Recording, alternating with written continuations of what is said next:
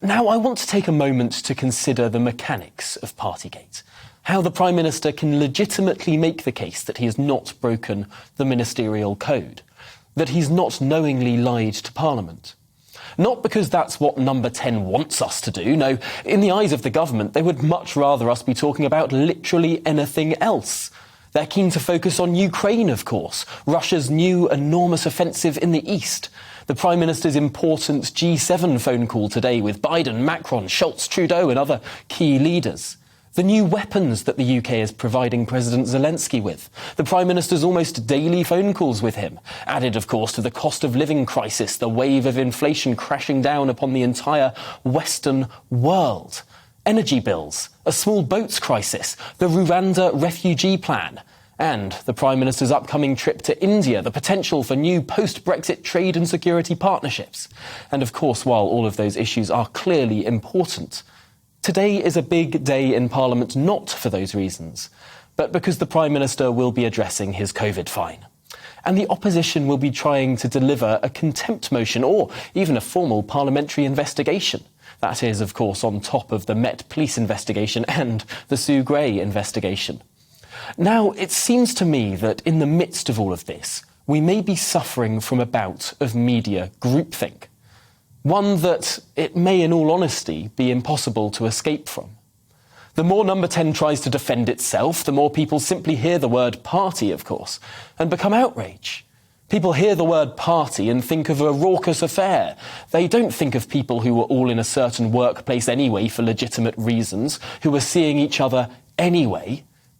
We've consistently heard heart-wrenching stories of people who couldn't see their loved ones, were unable to attend funerals, who missed out on human contact with people they were prevented from seeing. You can't help but feel moved by those stories. Yet, the Prime Minister is not accused of seeing anyone at all, that he would not have seen anyway for work purposes. He's not accused of seeing his father during lockdown, or indeed his very ill mother. He is not accused of seeing anyone who was not in Number 10, in effect, in his workplace and home, legitimately, for purposes explicitly allowed under the Key Worker programme. So whilst those stories of heartache are of course moving and awful, they are also not comparable to what the Prime Minister is being accused of. We seem to have forgotten this in the fray. And of course, in order to have misled the House, as he is now being accused of, the Prime Minister would have to have knowingly lied to the House.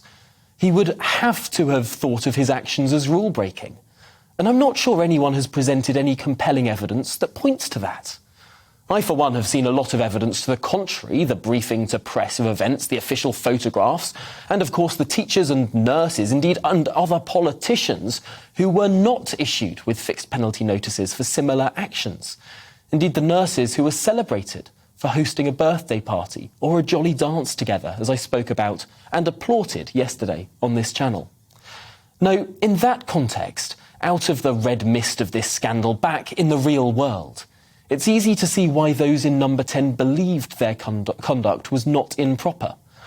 And if that's the case, if the Met have acted as they seem to have done with a comically more draconian interpretation of the rules than applied to literally anyone else, and if the Prime Minister spoke in what he believed to be good faith when he said he believed he did not attend any parties, then he's not lied to the House.